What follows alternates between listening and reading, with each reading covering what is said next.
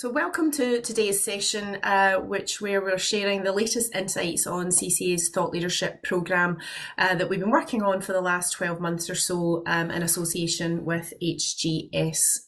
So my name's Pauline Cochrane. I head up our research and partnerships at CCA and take a lead on the Thought Leadership Programme. I'm delighted to be joined today by Raj Mistry, who's head of private sector at HGS, and we'll be having a conversation over the next half an hour or so and some of the findings that we've had over a couple of research projects over the last few months or so. So what's the programme all about? So really the main objective is try and get under the skin of some of the benchmarks across what we're seeing in lots of different organisations, what seems to be working well, where we're seeing challenges, trying to get views and opinions to help, I guess, everyone make informed decisions about where they need to progress with their customer service and CX propositions.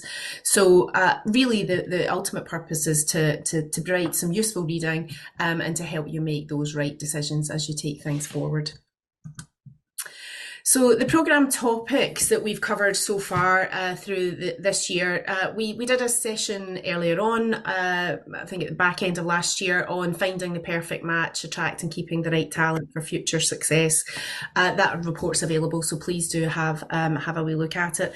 That agenda is clearly not going away. It's still a very tight labour market. There's lots of challenges that we're seeing around that and lots to discuss as we go forward, I think. But the focus for today is around topic 2 and topic 3. So topic 2 around CX, we get where the future is at, but how do we get there? How do we understand voice of customer better? How do we understand how we're measuring appropriately and all of that good stuff?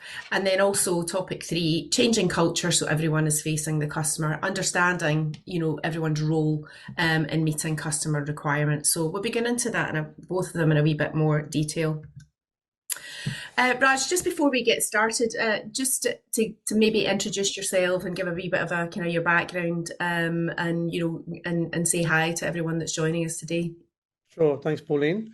Pleasure to be here. So yeah, my name's Raj Mistry. As Pauline has said, I head up the private sector organisation here at Hinduja Global Solutions. I'm a new joiner. Relatively new. I joined in February this year. And prior to that, really, my background has been in sort of digital transformation. So one of the reasons that I joined HGS is they were looking to firstly grow quite significantly their client base in the private sector. We're very well known in the public sector. We support some wonderful programs, for the government across healthcare, HMRC, and other government departments. We have some fine logos in the private sector space, but we obviously want to be doing more, which is why they wanted to bring me in. And I think as we'll get into the conversation today, my background around digital, began my career at Accenture, spent some time in-house, essentially building the data and analytics organization that underpins the subscription program for the Times and Sunday Times and the Sun newspapers. And then finally joining NTT, which is massive in the digital transformation space. My reason really for joining is because HGS have got a real sort of momentum at the moment that's building in terms of pivoting away from what's, I guess, perceived as traditional CX to more sort of modern and digital CX. And a lot of our offerings now that we're taking out to market and speaking to clients about very much are about, striking the right equilibrium between people and technology and how we can help enable that. So that's what I'm here to do and really here to focus on as a leader in this business. Fabulous. Thanks very much, Raj. And you're right, it is a really delicate balancing act that, organisations, regardless of sector, regardless of size, there's lots of change that we've experienced clearly for obvious reasons over the last few years. And, I think just now there's definitely feels like a transition phase as we move to where things might move forward in the future. But so let's kind of take each topic in turn and then we can hopefully have a kind of good conversation around that. So we're going to firstly focus on the report that we issued. I think it was just published just the beginning of July time, so it is available. It's out in the kind of public domain, and we'll be sharing the links to download all of the assets, post event from today. So, but looking at CX, we get where the future is at, but how do we get there? So I guess the whole purpose of this was to really understand, what are people doing by way of measurement? How are they maybe using data to good effect? How are the measures that we have in place still effective? I guess the contact center customer environment is probably one of the most measured parts of the business, but because a lot of things are quite easy to measure, a lot of them come through the various platforms that are used. But is it done in the right way? Are we understanding what the customers are actually trying to tell us? And, how are people trying to maybe explore new opportunities around that space? So let's maybe touch on some of the findings that we've covered so far. And then, Raj, I'm really keen to get your perspective on what you think this is telling us as well. Sure. That's good. As we go through it. So this is quite a busy chart, so we'll try and kind of just talk round it. But we asked the question, what in your opinion is the most important issues currently facing customer service stroke customer experience? And we asked people to rank in order. So if we look at the kind of very dark red that people can see in the screen, that's very important, right through to the kind of black, light and greys that are very unimportant. So from what we can see here, and it's probably not unsurprising given the last few years through pandemic and post Brexit and all the rest of it, but particularly maybe the last 12 months around cost of living, very kind of tight labour market and some of the things that are coming through there. So we can see top issues from there are employee morale, employee attrition, recruitment of skilled workers, but at the same time, that's that balancing piece there, trying pressure to reduce costs. So, Raj, what's your perspective on what's coming through here? Yeah, it's interesting. I think we've obviously, I think if you read anything at the moment in the public domain, certainly here in the UK, about customer service, I think in the last week there've been a couple of articles in the FT and in other publications about the overall decline in customer service in its totality. And I think that strays beyond the traditional sort of contact center that we might be thinking about in the context of this conversation. And you think about it holistically, I think there's a sort of a holistic decline that's been occurring. And I think a lot of that, is to do with some of the sort of overhang from the pandemic. I think some of the ways in which people have become acclimatized to working and operating, the pace at which they've been used to sort of working and so on. And there's an expectation, I guess, that is mismatched with an ability to deliver. The other challenge we have is businesses like Amazon in particular have created, I think, a disproportionate expectation of customer experience, right? It is so seamless.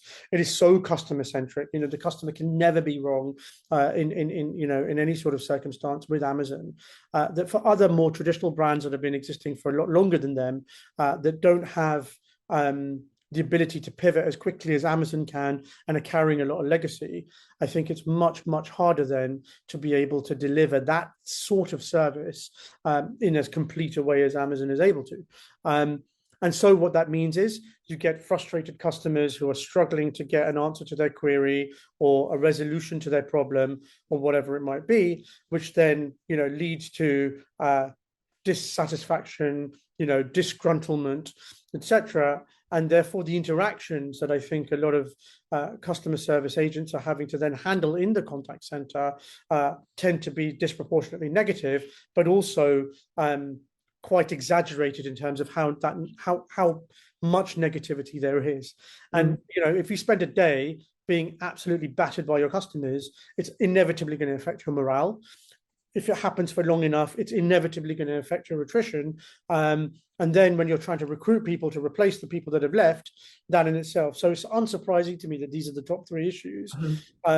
The way I think we're starting to think about this, though, is very much from the angle of, can we address the root causes of where the customer issue might start from, so that it doesn't result in the anger that the contact center agent has to then deal with, whether it be on the phone or via email or whatever, and actually I think the role of data, and it's interesting that, data and analytics, whilst it isn't on the top three, it's still quite a pronounced issue here in terms of, understanding what's happening with the customer across the entire journey and starting to be a lot more proactive earlier on to deal with some of those challenges and stamp out some of the difficulties that are leading to frustration in customer experience, will massively play a role in terms of trying to resolve some of this.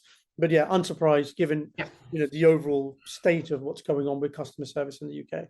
Yeah, no, absolutely. And it is, it's particularly challenging environment because, there are opportunities for people to go and work in other environments that are less challenging and less problematic and, require maybe less skill. So it's clearly an ongoing issue, and I think one that probably will carry on for another wee while yet. But let's move on to the kind of next piece where we did ask people from their customers' perspective. So the last slide was about the organization's perspective. So this is, I guess, the people that we surveyed putting themselves in customers' shoes, and what's the most frustrating thing that they find when contacting your organization. And again, similar to it's a busy chart, but similar to what we talked about before, the dark red is extremely frustrating right through to the kind of black at not at all frustrating. And the areas that we've kind of boxed in there, you can see the biggest one is not having a company get back to the customer when they said they would, then through to having to explain your inquiry more than once, being given inconsistent information. These aren't startlingly new, but I guess maybe that's just reflecting more the either the frustration internally or the feedback that people are getting. So is that something that resonates with your experience, Raj? Yeah, very much so. Very much so. I think, again, you have to look at some of the symptoms here. For me, this is, about processes and about technology, having to explain the inquiry more than once. I mean, I'm constantly, fighting with my insurance providers and my, some of the other sort of customer services departments that I have to deal with in my personal life. And it is unbelievably irritating, not just to have to explain the inquiry more than once, but to explain who I am as a customer more than once. I struggle with businesses that, really don't have an adequate way of handing me from one department to the next without me having to justify that I am who I say I am every step of the time. So I think on a personal level, totally resonates. And I think a lot of that, boils down to that lack of integration across an organization's customer touch points, which then lends itself to creating that problem. And then, I suppose, again, traditional customer service, certainly before the advent of a lot of the modern automation and AI technologies, was very much reliant on seasoned, experienced professionals understanding, being able to express empathy, and then handle in a very mature way the resolution of a customer's problems. As we've talking about in the previous slide, if we're losing agents and we're having to replace them with new people, they won't be as well trained, they won't be as seasoned, they won't have the requisite experience. So sometimes they will misinterpret what it is that a customer's called them about, which then gets you into that cycle of frustration. And then not having understood the query, then, and I think it's unforgivable that if a company, if a representative of a company says they're going to come back to you on something and they don't, that's, frankly, seeding, negative sentiment where it just doesn't need to. And again, that's not always necessarily just a technology point, but a process point. If we're batch processing queries, if there's a level of anonymity that exists in terms of the handling of a particular complaint, or even the processing of an order, whatever it might be, and multiple people are touching it, because of the way in which an organization is set up, I think that's inevitably going to lead to that challenge. Yeah. And then similarly, if different people are operating different channels of communication, again, the same thing, sort of manifests. The one comment I will make on this, as almost a counter, is I am starting to see examples in the sector. There's a building, sort of merchants, nationally known brand, that are doing something really interesting, where the person that takes your order is responsible then for delivering the service, end to end, and they sort of are your point of contact as a customer all the way through until your kitchen has been fitted or your goods have been delivered or whatever it might be. Which means when you call the contact center, this organization have thought really interestingly about the way in which Pauline or Raj speaks to the person who first handled their query every single time, so that there's a level of consistency that's introduced. And the brand equity that I feel that starts to create becomes really, really pronounced. Now, they haven't got it completely figured out, and it does have its issues, but you can start to see organizations starting to go back to delivering a level of personalization and a level of consistency, because this has become, in that anonymized sort of fashion, this has become such a challenge that it's putting customers off brands because they just get so frustrated with the experience. So Yeah, absolutely resonate, but yeah. starting to see some brands react to that and institute solutions that are quite interesting. That's an interesting one because it's almost like I guess the old kind of traditional account management, isn't it? That you would have been given a set of accounts as a customer service advisor, and then it feels like we've kind of been at one point and then swung all the way over to the other, because the whole when contact centers, call centers were first set up, it was to try and do that kind of activity at scale. Hmm. As we've overlaid more channels and more complexity over the last 20 odd years, then it's kind of gone to the other level. But there's clearly a need now where we need to kind of try and swing back and find a balance for our own organizations that works. And I think, you're absolutely right about the kind of corporate intelligence of, long-standing tenured advisors, team members that can just bring something different to the table. When the people are moving on, then you're losing a lot from the organization. And then for me, another point is businesses tuning in to what you would reference earlier about how do you use analytics, voice of customer, but tuning into what the advisors are telling businesses, that where the problems are, where the pain points are, because they probably get much more better sight of things than you look at from a report or from a customer survey and such. So some interesting things in there, I Yeah. think, to think. The one other comment I will make here is also, even though those organizations that have instituted kind of more sophisticated technology and data sort of practices or whatever, the adoption of those technologies, the adoption of the use of data and insight in the context of handling and managing CX, I think is being lost. And as a result, what it means is that whilst the organization at a macro level made the investment, they're not seeing the value come from that, because the people that are at the coalface are not actually utilizing whatever that capability is the way it needs to. So I think there's a fair amount here in terms of change management, adoption strategy, etc., that also needs to be explored to really try and drive home the value of some of the investments that have already been made. Yeah, no, absolutely. Absolutely. Okay, so picking up on that kind of voice of customer piece, probably nothing overly surprising in this if we're kind of looking at it in that, we asked what are the principal listening tools. We can see there customer feedback surveys 100%, then looking at complaints, which is absolutely a vital way of understanding where things are going wrong in the business, right through to speech analytics, mystery shopping, and whatever else at the other end. I'm going to flip on to the next one because I think that gives us a wee bit more of a perspective on what people are thinking about. They'll anticipate using more over the future, picking up on a couple of points we've talked about data and analytics. So we can see in the last one there was quite a smaller percentage thinking about speech analytics, but now as we look at this one, 75%, I think it was 40 something in the last slide, are looking to use speech analytics.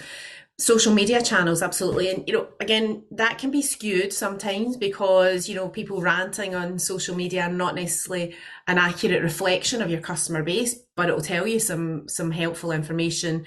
And feedback surveys much less, and looking at, complaints much less, which is interesting. So I don't know if you've got a view on, these shifts from, one slide to the other, but it'd be good to hear what you're kind of thinking on that. Yeah, I mean, on this point, I think for me, the kind of the key takeaway, and it's unsurprising really, is the previous slide where it's skewed heavily towards focus groups and feedback surveys and so on. It's really customers reflecting and almost giving you a past tense view of what's been going on. It's, I felt like this is what I thought about something, etc. The beauty of something like speech analytics, or even call recording, right, which is a little bit more traditional in terms of its setup, but actually is powerful, is you get to know what somebody felt at that point in time, right? And so I think where the reason we're seeing this trend is because businesses don't want to know what people thought about something in a reactionary way. They want to know, how are you feeling right now? What is the present tense view, and what can I do about that, right? If you're angry, what can I do to mitigate that anger? If you've got a propensity to buy something, how can I tap into that right now to convert you into being a customer, right? It doesn't help me if I know that last week you wanted to buy a sofa, and then you've probably gone somewhere else and bought it. Whereas if you're in my store, or if you're on the phone, or if you're online, and I know right now that there's a propensity to buy for whatever reason, that allows me to convert you into a paid customer and obviously secure revenue for my business. So I think from my perspective, it's really evidencing a pivot away from sort of a retrospective view to much more a present, this is what's happening right now, and what can I do about it as a business to positively act on it to the benefit of my business. Yeah, absolutely. And there's smart tech out there, isn't there? Whether it's sentiment analysis and everything else that can be applied to actually help the advisor, or whether it's an online experience or whatever it is, to understand, as you said, what the kind of feeling is at that point in time, and what does that mean for the organization, positive and negative. So there's it's maybe again unpicking some of the things that we think we should be doing to maybe move it to something new. But and again, I'll just make the same comment I made previously, but I think the proof is in the pudding of the implementation, right? So it's all very well having invested in a really, really sophisticated speech analytics capability, but the purpose of it is to give you information that you then act on. If the people that need to act on that information are not acting on it, then the technology exists in isolation without giving you the outcome and helping you to realize that the business case that you thought you were going to get value from as a result. So I think, again, and it's something that I'm spending a lot of time with my clients on at the moment, is you've made these investments. I'm not seeing necessarily, and these are big brands in the UK, I'm not necessarily seeing you translate those investments into value. Can we help you with that? And I think there's probably more of that than hey, there's this great new sophisticated sexy technology, do you want to give it a whirl and spend a lot of money trying it out? It almost exists already. It's about capitalizing on its value that I think is where the next phase of focus will come from.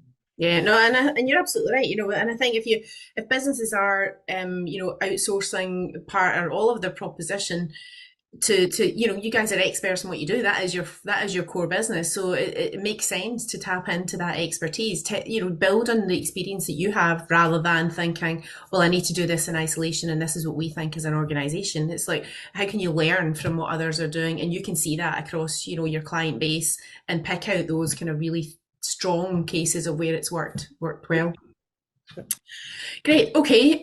Next one, thinking about, looking ahead and what future issues might be, and how do we think, what the biggest ways that changes in the way we communicate with customers in the next 4 years. And we've asked people to rank, with one being most important, which is the dark red, right through to the kind of pinky color, 5 being least important. So, I think there's some interesting pieces in here as well that are very much a point in time, but probably some things that will carry forward over the next wee while. So delivering the most appropriate outcomes for customers, and sometimes that's not always what the customer wants to hear, which is interesting, but it might still be the most appropriate outcome for the customer and for the business. Economic pressures, there's nothing going to shift too much in that, I don't think, for the next 12, 18 months. We're seeing a wee bit of change in inflation and things like that, but nothing that I don't think is going to alleviate a lot of the pressure there. And technology advances, not surprisingly, as well. But that kind of customer outcome piece, I'm thinking particularly in a setting where maybe my mind's more in financial services, where somebody maybe wants to extend their overdraft, or get a loan when the bank or building society or whoever is actually looking at that as a proposition and thinking, well, really it's our responsibility to not put you in more debt where you can't actually afford it, or that kind of situation. So it's the most appropriate outcome for the business and the customer, but the customer doesn't always necessarily see it like that as well. So again, I don't know, it'd be good to get your perspective and anything around No, that. I mean, I think that example you've given there is a really, really good one, because that's, the constant sort of catch-22, isn't it? Of, you know, how the customer wants something to make their life easier, but the provider who can make their life easier knows better. Yeah. And I think, as in all things, and it's almost in those scenarios where the empathy element of customer experience is so crucial.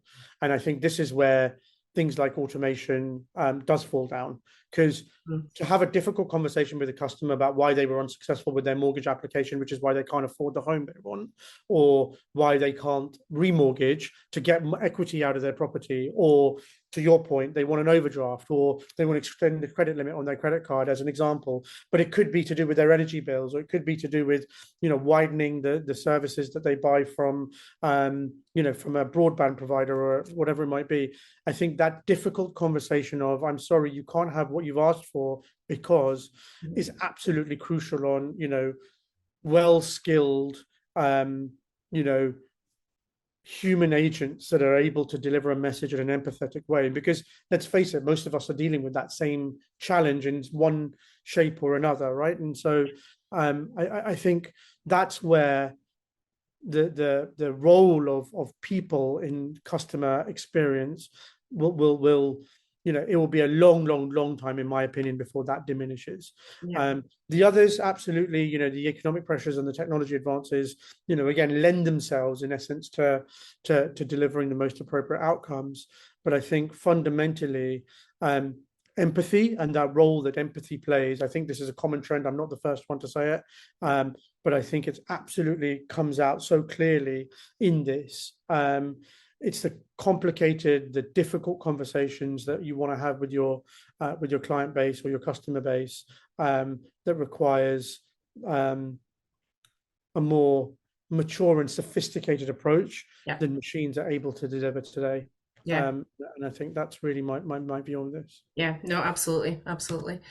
And then, I guess, what do we think will be the biggest change in the way that, we communicate with customers in the next 3 years, and what are the, change in expectations? So again, probably not surprisingly, because I feel sometimes that there's lots of these issues that there's nothing drastically new, but there's probably more of an urgency, and for lots of different reasons, whether it's economic, technology, whatever, that are shifting these. But expectations of seamless and joined up service. You referenced Amazon at the beginning. That's the level that people are using as a benchmark often, or other simple ways of actually getting what they want from an interaction. Technology is going to shift. We haven't even touched on things like AI and where that's going, and how that will impact things, and just how we might communicate differently, whether it's through apps, digital platforms, and of course the kind of economic pieces as well. So you referenced Amazon at the beginning, and I think that's clearly what's coming back at us here, or some people like Amazon that make it easy to do business with. Yeah, absolutely. And look, I mean, the reality is Amazon do it and do it really well, which is why they're held up as the benchmark. In my view, there's a very simple message here, which is, be very clear on what you want to do and then do it really, really, really well. So, if you're uncomfortable with, digital, then try something, exceed expectations at how well you deliver on it, and then diversify away into other areas of technology. AI, it's funny, the number of requests, and whether it's in RFPs or in just in client conversations, the it's just a one bullet statement, and we want AI in our business. And then when you push the customer on what does that actually mean, it turns out they're not. It's just a buzzword they picked up on. They know they need to do it, but or they feel like they need to do it, but they have no earthly idea how it might apply in their business. And I think, my message here on this is pretty simple, which is, whatever you do, wherever you invest, get absolutely everything you can out of that investment. Make sure that your customers don't just suffer because of that investment, and then try and become more sophisticated. And therefore, if you want to deliver a seamless joined up service, make sure you're doing it in physical retail, and then expand to some form of digital retail before you start trying to embrace, a load of channels where your whole service falls down and your brand suffers as a result. And there's plenty of brands out there, and I'm sure the audience will be well familiar with so many of the bad examples that exist out there, where failed technology investments, an incomplete consideration of what might happen, Yeah. then leads to a really bad experience, that leads to customers moving away, that leads to a decline in revenue, that Mhm. sometimes can lead to the business falling over completely. Yeah. So if you're going to do it, get it right. Yeah. So start small in scale, as opposed to trying to swallow, the elephant, because Yeah. that's just, I think, a recipe for disaster. Yeah, absolutely. Run before you can walk, clearly, in Yeah. that kind of space. So just as we, there's lots more in that particular report. As I said, there's the report's available. So please, if anyone wants to access a copy, you can absolutely do that. But just some reflections from what we've covered so far, and then we'll move on to the next one about. Is that understanding customers' pain points? How do you address them? How do you understand where, as you said, where technology can actually take some of that pressure away and digital can actually support that, and use the use of, what are customers actually telling you? How do you understand that voice and use it better? Customer touch points. What's most appropriate for what channel? Are there things that are low hanging fruit that you can move to a digital platform? And how can you better understand that that's being effective, right through to how do we get more of a joined up approach on journeys? You mentioned that already. Where different points in the line of the where the customer's coming in and leaving, that interaction and all of that kind of good stuff. But some interesting points here, I think, Raj, for us to think about. But what else would you might maybe add to that, or is there anything you kind of want to pick up on in particular? You're on mute, Matt. Raj, sorry. Sorry, All clearing right. my throat. Um, I guess from my perspective, probably, that role of data, and it continues to surprise me. Um, some of the biggest brands that we work with, that are iconic brands around the world, how fragmented their data models are, and therefore their inability to get the value from it by joining up the view of the customer together with whatever's happening in the rest of their business, to deliver that seamless experience, to reduce the customer pain points, to enable that really magical customer experience, that means that the customer would never choose somebody else because you just do it wonderfully every single time. I think for me, that role of not just implementing solutions to get the most out of data, to get the most out of data, but actually getting the most out of the data, I think for me is a massive consideration in this sort of next phase of sort of evolution when it comes to customer experience. Yeah. I think a lot of the technology investments have been made. It's now about how do you, from a process and an operational perspective, leverage that to make the most of it. Mm-hmm. And that's where I feel, certainly organizations like ourselves can absolutely help. But I think it's about reframing some of the questions that are coming out from customers that are thinking about their customer experience that they're trying to deliver to their own. So yeah, I think that's probably what I'd add to what you've said. Yeah, good. No, perfect. Thanks for that, Raj.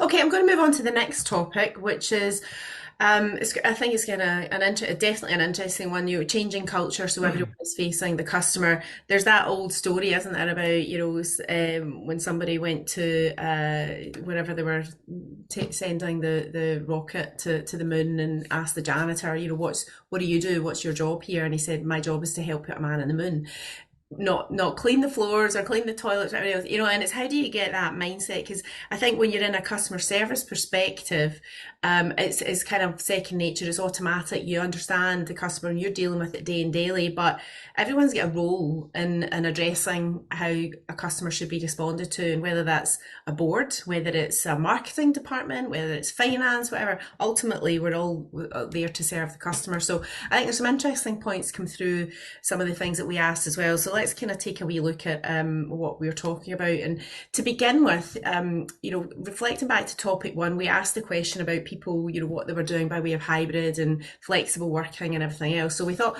we'll revisit some of that to understand, how are people setting themselves up now to best respond to customer.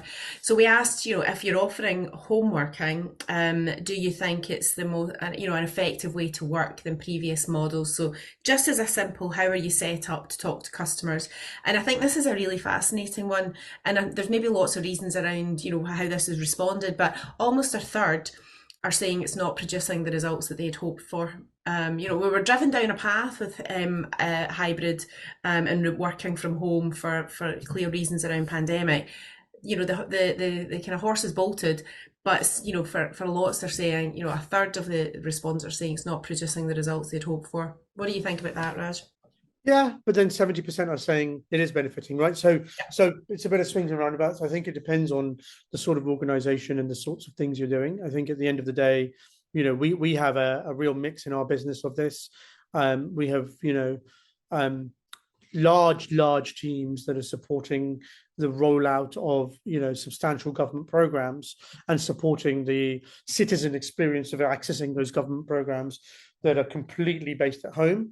And certainly from a CSAT's perspective or from a hitting our KPIs with respect to the government perspective, we're exceeding expectations in those respects. So I think it can work. I think it depends on the type of work. But equally, we have clients that we're supporting where the model doesn't really work, and I think it depends on the type of work and also the complexity of what you're handling, and I think the transactional, how transactional things are.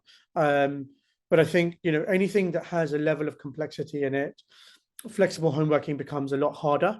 I think the fact that when you're in the office or we have hubs, engagement hubs as we refer to them, where our teams come in, the fact that you can just sort of stick your hand up or call out to your manager and get them to wander over and help you with something speeds up the resolution of customer, as opposed to needing to message them on IM.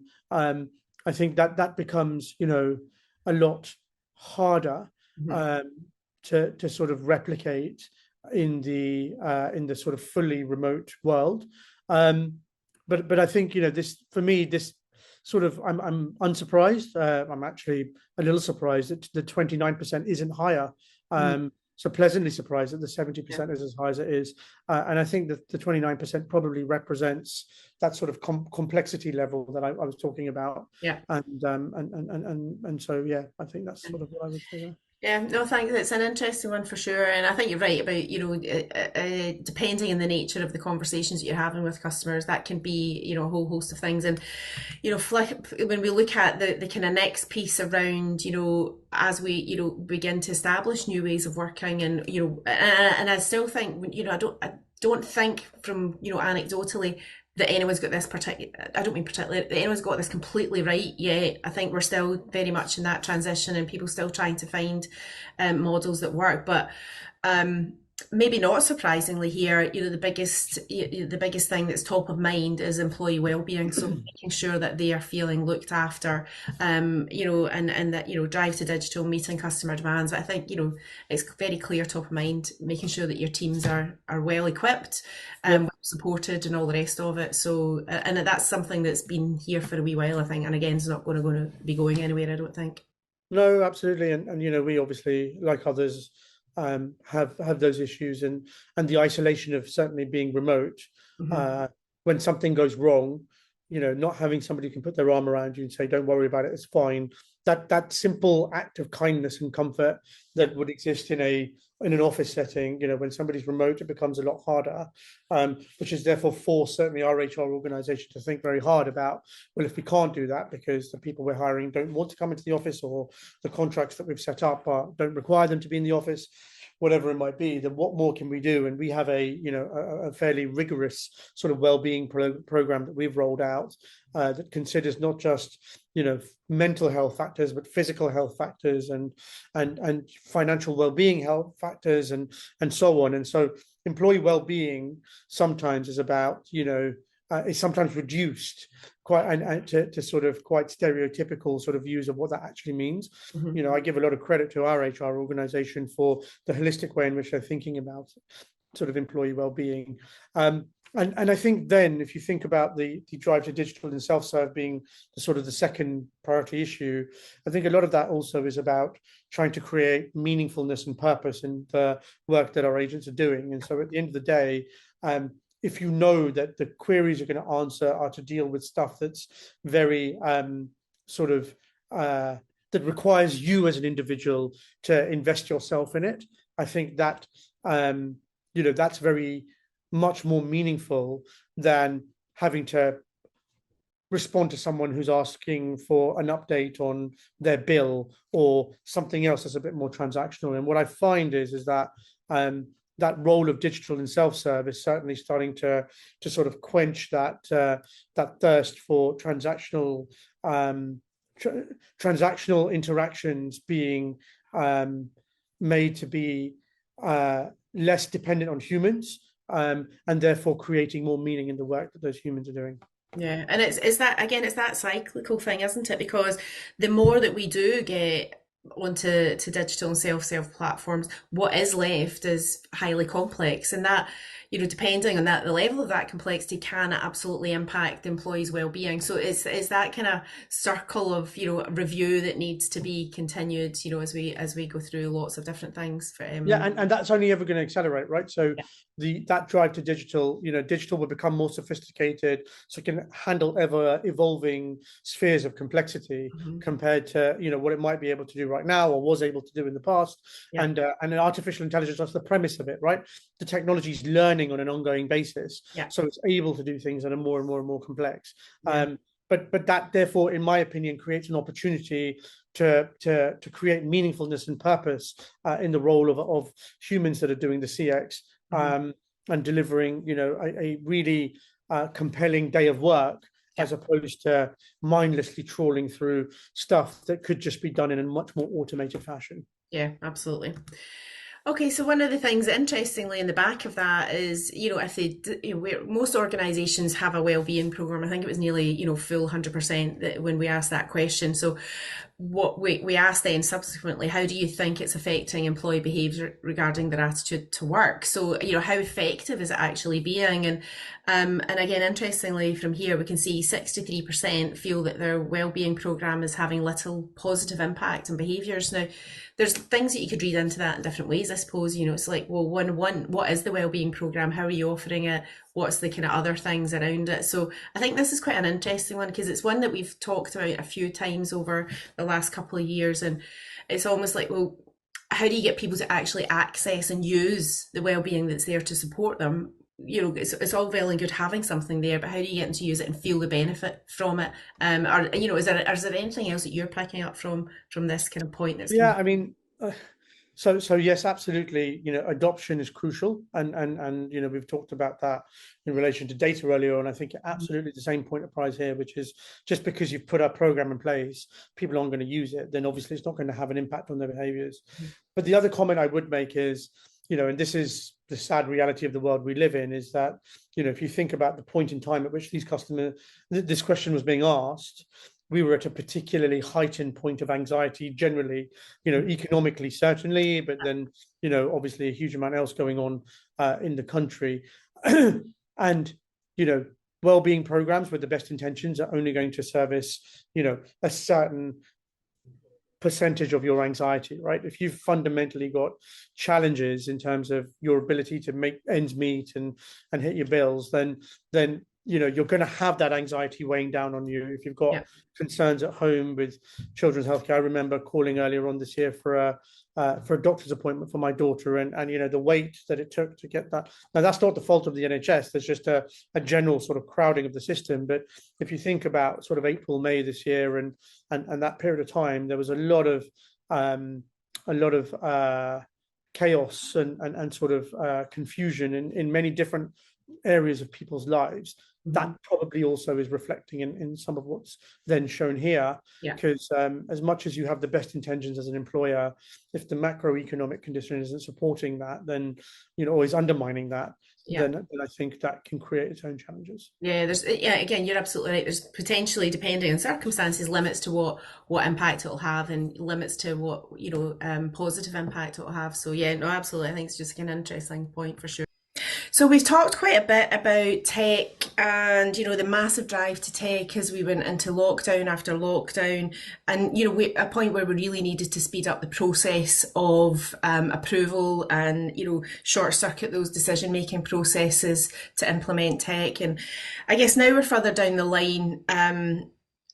It's achieving, is tech achieving the anticipated goals, and this is the question that we've asked here. So we've got a wee bit of a kind of mixed bag when we look at the results. So we've got a mixture of people saying it's had really positive impact for customers, some saying it's had little, and then same for employees as well. So what's your perspective on this, Raj?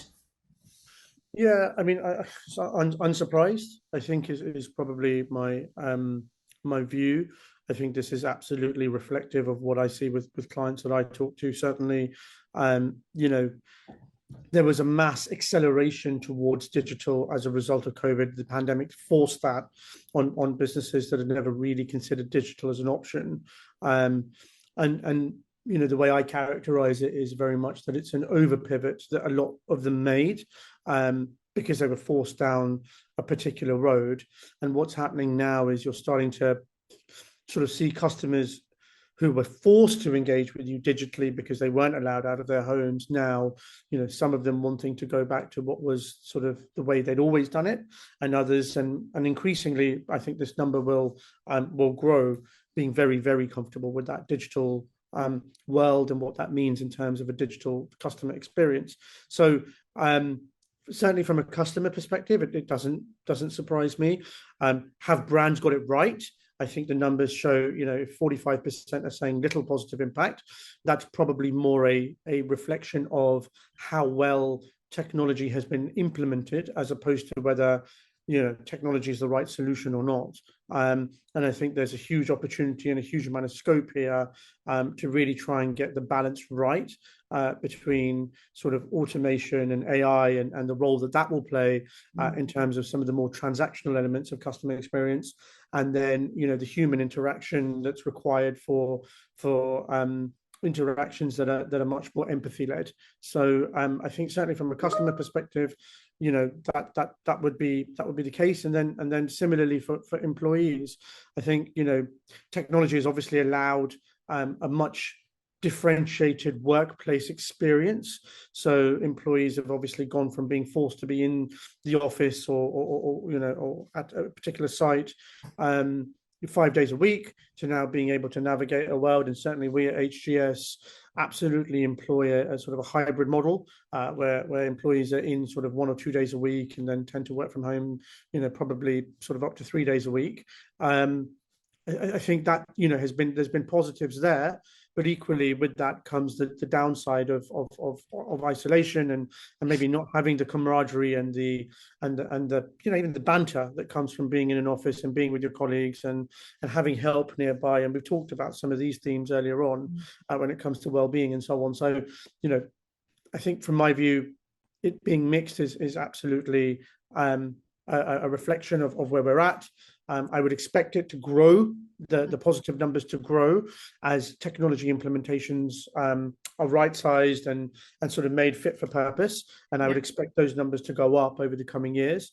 But as for where we are today, I think probably quite a fair characterization. Yeah, and I think you're right. I think it's that fit for purpose approach for tech versus just tech for tech's sake. And I think there was a mixture of that through pandemic, and I think it's interesting as we've come out of it. Just some of the points you've referenced about we've gone out of pandemic into cost of living crisis. People are presenting a lot more as vulnerable at that kind of front line. So it's going to have a shift in what it means for how tech is used as we go through. So no, interesting. We've got one kind of final point to talk about just before we start to summarise. But looking forwards, I think customer service, contact centres, customer experience, whatever you want to describe it, is very much a people business. That's what it's about. It's about people helping people in whatever shape or form that means. And sometimes that's assisted by tech. Sometimes it's not. So we thought it'd be an interesting question to ask. 2 to 3 years time, do people anticipate they're going to employ more or less due to digital transformation efforts? So, quite interestingly, we've got 26%, which is 1 in 4, thinking that they'll employ more, and then we've got about 50% saying we'll employ similar, and then 25% saying they're going to be less. But I think it's an interesting picture here because there's always that AI is going to come and take our jobs, and from a tech point of view here, that's not necessarily what's being reflected. So it'd be good to get your perspective on that, Raj. Yeah, I guess, I think there's probably sort of a number of themes here. I would suggest, because the tech isn't quite right, it doesn't surprise me that, the dependency on it is not as pronounced as perhaps you would expect it to be. I think there's probably, in my view, a couple of nuances to the question as well. We're asking a binary question here in terms of you're going to employ more or less or about the same. I think it also boils down to the type of advisor as well. I've increasingly started to, I've been having some conversations recently about, what does the future of an agent's career potentially look like?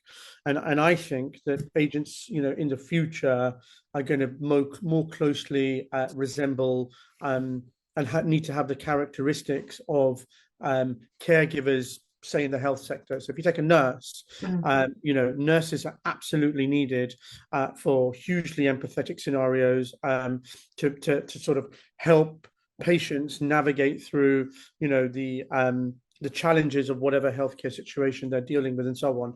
Now, there's expertise that comes in the form of medics, and there's an enormous amount increasingly of technology that's involved in diagnosing and trying to solve some of the medical problems. But the technology only goes somewhere, so to a certain point. So I think I think in terms of whether or not we will be employing more or the same or less, I think it boils down to the characteristics of what you're looking for as an agent. And I think we will absolutely be seeking to recruit many, many more higher skilled agents who are perhaps able to handle a multitude of different sort of scenarios. I think you'll see the transactional interactions dwindle away and you won't need agents for that. But I think that will then be replaced from a people perspective with the need for people with sort of better qualifications, with better communication skills, with a huge level of emotional intelligence, to be able to resonate with customers' challenges, to be able to help them navigate it, to preserve ultimately brand equity and sort of make sure that a brand isn't badly damaged by a poor customer service interaction. And to allow and cater for the things that machines will certainly aren't able to do right now and may never be able to do. So in my view, I think there's a nuance around this. But as I say, I think this set of data probably represents trust in technology at the moment.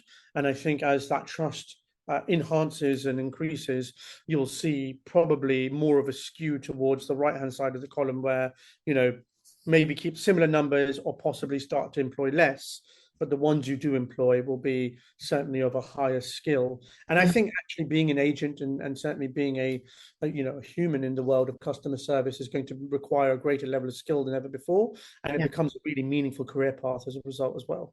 Yeah, absolutely. And it's that knowledge worker scenario that we've been talking about for a long time. And perhaps this is we're finally at that cusp where we'll start to see some of that coming through. And for that to be, I guess, rewarded and, and viewed correctly as a highly complex, highly skilled capability that's required. So no, interesting. No. And so just to kind of reflect on some of the things that we've talked about so far about that. So, when adopting hybrid, how can we ensure that the online experience experiences, inclusive, participatory? Are there cultural considerations to keep in mind with teams? So it's building that new model and approach, and making sure, I suppose, the dots are connected, and then, looking at customers' needs and preferences, and actually using the data, which I know you've referenced a lot. How do we use that smarter and better, and make sure that, everything's kind of connecting by way of user-friendly interfaces to best respond to customers. And then when we look at the last point around recruitment crisis, how can investment be prioritised, and making sure that you're being smart with your money and smart with your investment, I guess, as well. But, anything you want to kind of add to that by way of reflections from what we've talked about, Raj? Yeah, and again, sort of more thinking about us as a business and some of the requirements we see. I mean, we are incredibly good and highly in demand for crisis scenarios. So supporting organizations through a period of crisis, and obviously the work we did to support the government with the rollout of the COVID vaccines, I think, is probably the best example of that. Yeah. Now, obviously, when that all began, that was very, very much human-led and people-led. And I anticipate that certainly for a little way ahead, that will continue to be the case. But I think, from my view, I think certainly the management of crises will also start to see a greater inclusion of technology. It's getting harder and harder and harder to find people to service those sorts of requirements at very short notice, and also particularly given the current climate we live in, for people to that are willing to take on short-term work, right?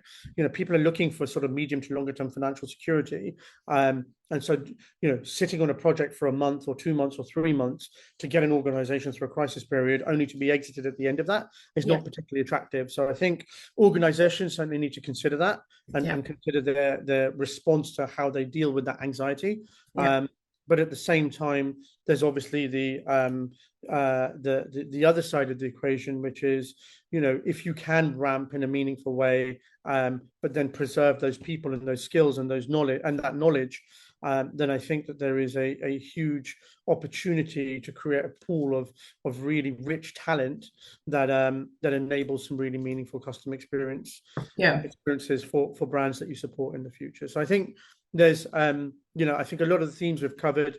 As you're aware, Pauline, I'm very passionate about the role of data. I don't think we've even scraped the surface of the potential that data has in terms of enabling a much more powerful customer experience.